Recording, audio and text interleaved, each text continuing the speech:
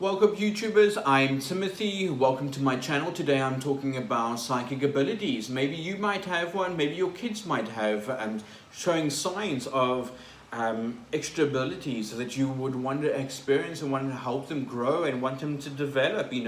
We are so much more accepting of these abilities now in the physical world than what I did when I first started studying this. When I was 16, I opened up very psychically, but I knew at the age of 5 I had it before. But because of the circumstances around that age group, I then chose to cut away from spirit, and then I chose to not feel anymore, So today I'm going to go through all the different psychic abilities, and maybe you might resonate with some of them, maybe you might have them, and know how to develop yourself, So it's always a beautiful thing to encourage. If your kids are coming to you and saying, hang on, I'm feeling spirit in my room, really honor that and really listen to what they're actually saying. Are they fearful? Do they need to have a nightlight on? What do you need to do for your child if they're coming to you with symptoms of being extra sensitive as a child? Now, these crystal kids are hypersensitive. They'll know information. They'll sense energy.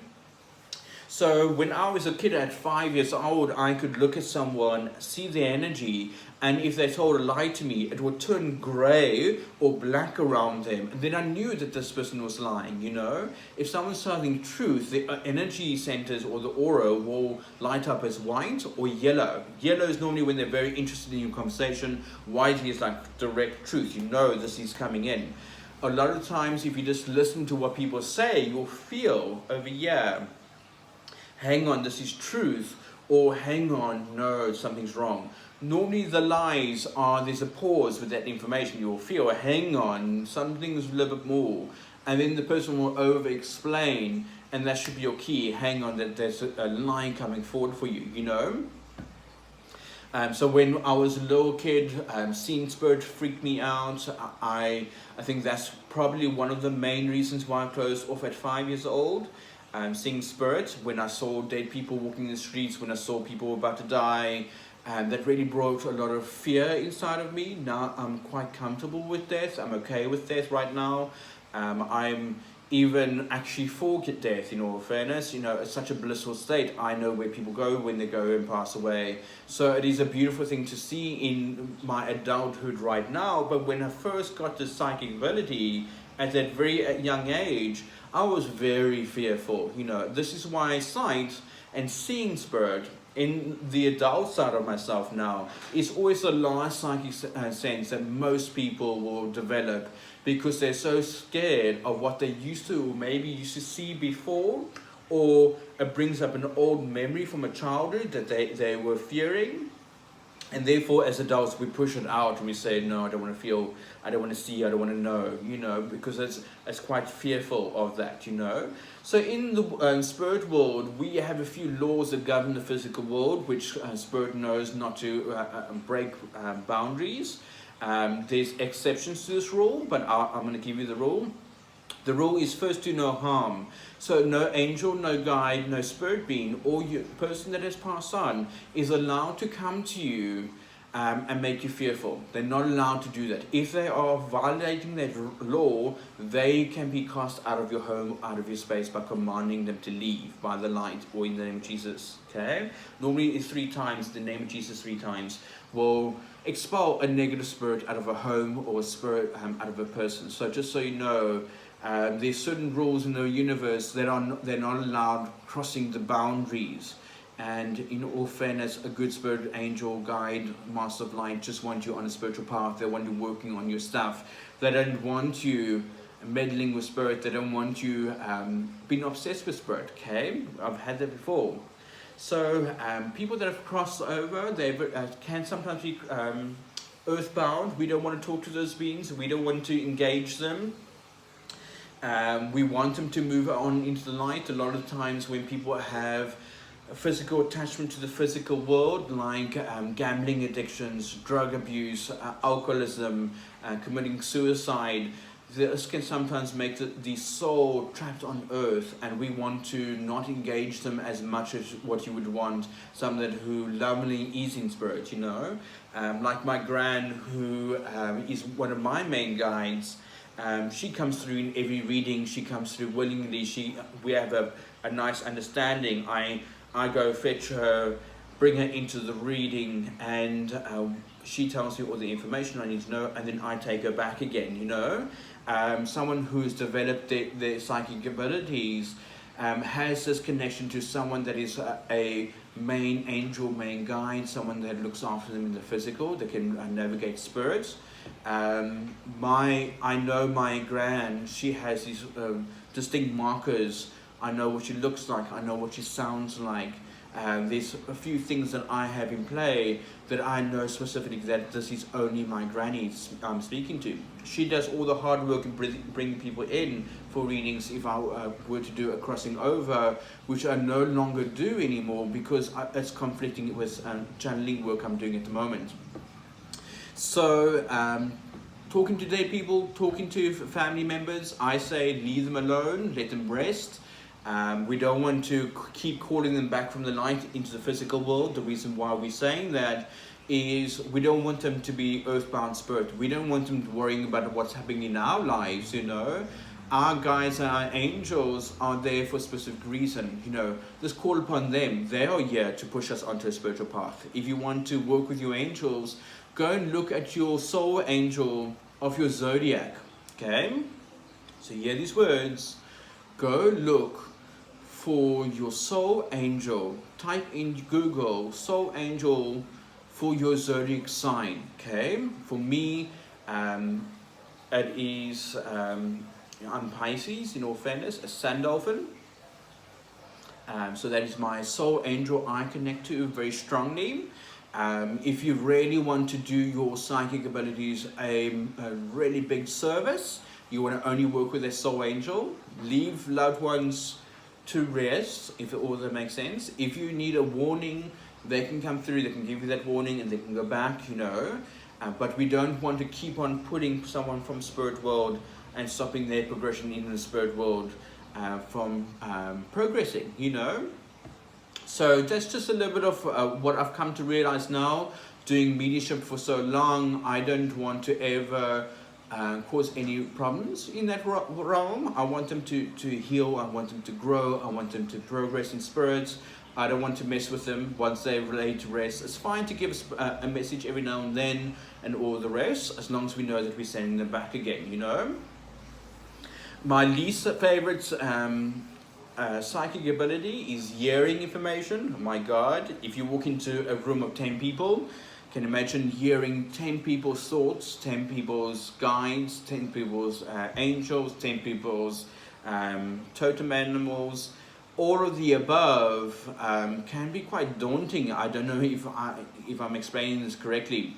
It's to walk into a space and both I hear from spirit everything that's going on in the person's life, you know. So as you start progressing in your energy, you can then block that energy out and say, no, I'm not connecting right now. And there's certain things in spirit that you can learn to tell your guides, you know, I only want to connect with you at a certain time of the day or certain time of the evening. Whenever you're going to be the quietest, when you're choosing your angel cards or when you're choosing your tarot for yourself.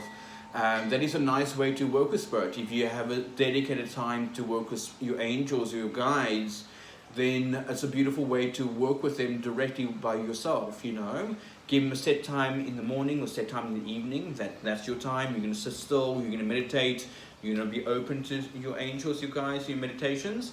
That is a very nice way to work with spirit, by the way. Okay. So yes, as I'm getting older right now, I can hear my hearing so supersonic that I can hear mosquitoes in the other room, for goodness sake, you know what I mean? So that's become my least favorite psychic ability, is hearing spirit, because when spirit wants to be telling you something, they're going to rush it in, they're going to bring it in, and sometimes you're out in the crowd and you just cannot connect to that energy right now. So I highly recommend that you work on your sight. I highly recommend that you do your meditations to build your energy, because that's what's going to put on all your other abilities. I highly recommend that you listen to your intuition. When spirit comes in and makes you feel something, hang on, something's about to happen.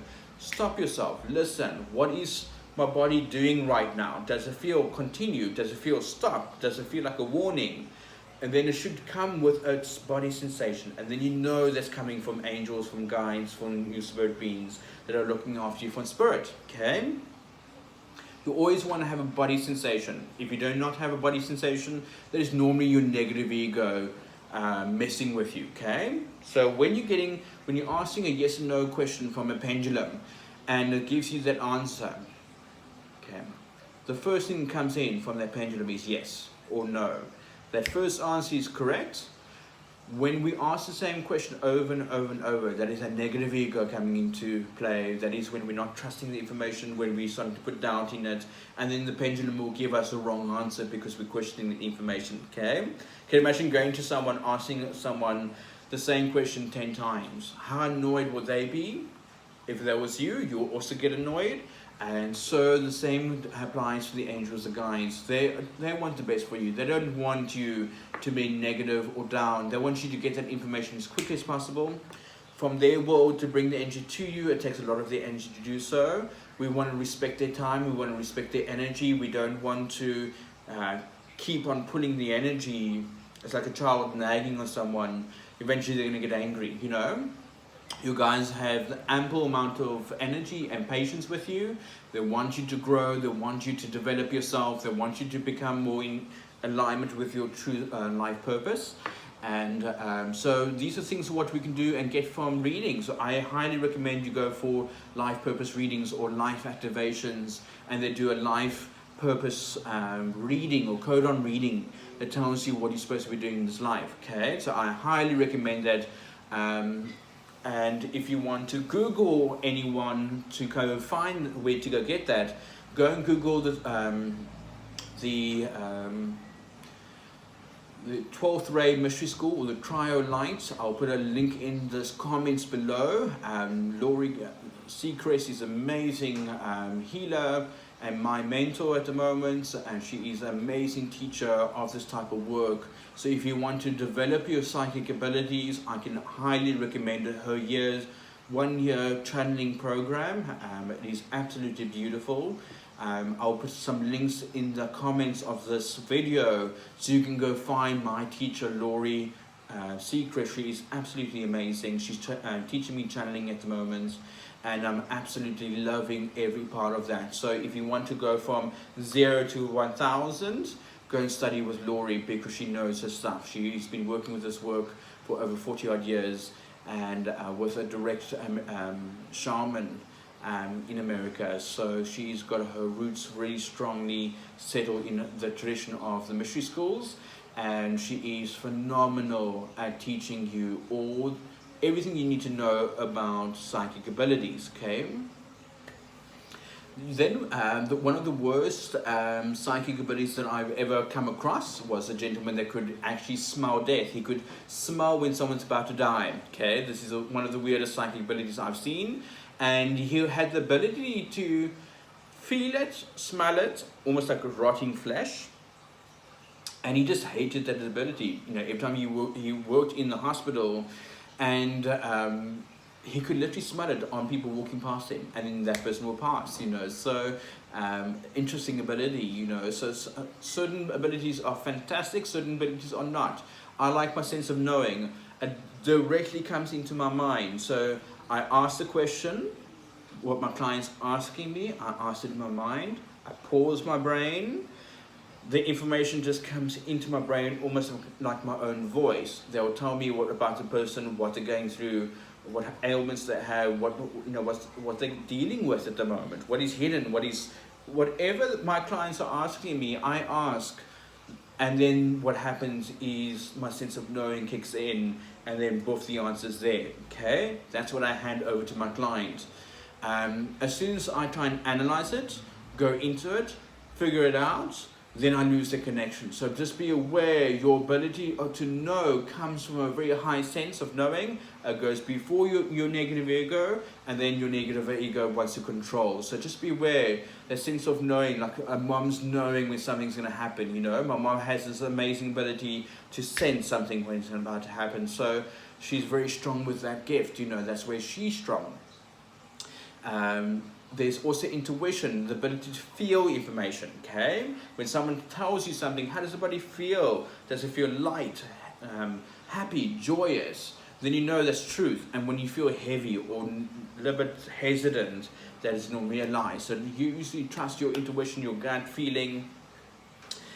So psychic abilities of seeing is that only kicks in when your aura has enough energy to open up those higher senses, okay? And unfortunately, seeing can come in with a negative ego. It comes in with that filter, so we need to be aware that actual sense of knowing and your intuition of feeling information, walking into a room and feeling what happened there, is far more accurate than your ability to be able to see psychic abilities or information, okay? A lot of times when I get a psychic scene, is I'll see the person in front of me or the event in front of me, or my eyes will drift off, and over here, where I'm not even looking, out of here, a vision will start forming. And then I just watch the movie clip happen from beginning to end, and then I come back and then I give that answer to the person I'm seeing, okay? Your psychic abilities will work usually for yourself, so don't worry about a thing. That is how I tune in, okay? Or sometimes it happens behind my eyes, or if I'm looking into a candle flame, then I'll see like a little flicker of something happening in a person's life. So don't worry about a thing. Seeing can be one of those ones that, you know, it's a blessing and a curse. Sometimes we see good and sometimes we see bad, but I'll rather be warned about something than be in the dark about it, if that makes sense, you know? So we've covered seeing, we covered intuition, we covered the ability to smell people passing. Some people have the ability to smell information, okay? So sometimes the guides or the angels will come in and fill the room with like a scent of jasmine or tobacco or a floral scent, you know, or a cologne. Sometimes that can relate to the person who passed on. So that person would ward brute, you know, have you ever brute? And it comes into the room as a waft or a sense, you know. Feeling is my strongest sense, like knowing and feeling information. Sometimes the guides will send energy down my arms for a yes, and a ball going into my throat closing for a no. So a warmth or tingling down my arms. I can tell my guides, I want a yes, and all of a sudden the energy will start flowing. And then I'll tell my guides I want to know, and then all of a sudden my throat closes. When this closes, I know it's immediate no, do not go further. Tell the client, stop what they're doing, as a warning, you know. When I get tingles down my arms, that is my, please continue, you're on the right path, you know. So I feel what people are saying, the questions they have for me, I'll feel it, and then I can give them a very strong answer very quickly, So I highly recommend working with the pendulum. I'll do a mini tutorial on how to work with your pendulum and body rock and what to ask for body rock. That is a very amazing tool to get quick yes and no answers. You know, so we covered sight, which is only opens up for a lot of adults when they let go of fear and when they're at the right energy vibration. Now, to get your energy up, wear crystals, meditate, do yoga, stretching of the body, and exercise. These are crucial to getting your ability to be able to see in spirit on. Okay, so if you're struggling to see, we need to start honoring what you are getting. So the first, feeling information, your intuition. When you start believing it, then you'll start getting more body sensations, more events happening. Notice things happening around you, the white feathers, the triple numbers, messages in a song maybe might be playing. These are different subtle ways that spirit is communicating right now, and you're overlooking it because we're so busy in the day, okay? And yeah, seeing, hearing, feeling, knowing are all abilities of the spirits. I've been very blessed in the physical world to be able to see, to be able to hear, to be able to know, to be able to feel. And in all fairness, my worst psychic ability is to hear. And as I'm getting older, I'm feeling it, I'm hearing it. It's like this continuous talk or dialogue in your head. So I caution you to develop that psychic sense. It's going to open anyway once you put on your psychic scene. The hearing and seeing pair together quite strongly. But I highly recommend go with a gut feeling, your intuition. This is probably coming in now, okay? When you walk into a room, how do I feel? Does it feel light? Does it feel good? Does it feel strong? Do I feel tension in the air? Do I need to clean the energy in the space? You know, you want to be always aware that the house is your extension of you. You always want this extension of you to be squeaky clean. We wash this physical body, and on a spirit level, we need to keep the energies clean. So we always go for energy clearings, at least once a year, minimum once a year, actually minimum once a month. But I'm working with people on a huge amount. So I have to actually energetically be cleaned off at least once every second week to once a month minimum, you know. And for a normal person like you, I always recommend at least once a month, once every 3 months minimum, okay? Just because we are sensitive, we're like sponges. This aura pulls in things into our physical being, and I will go through what is the aura, what is chakras in the later episode. But I thought I would just give this to you today, my favorite psychic abilities and my least favorite psychic abilities. I hope you enjoyed this video. I hope it made sense to you. I hope you could relate to it. If one of your kids are going through anything on the psychic level, give me a shout in my comments below of this video.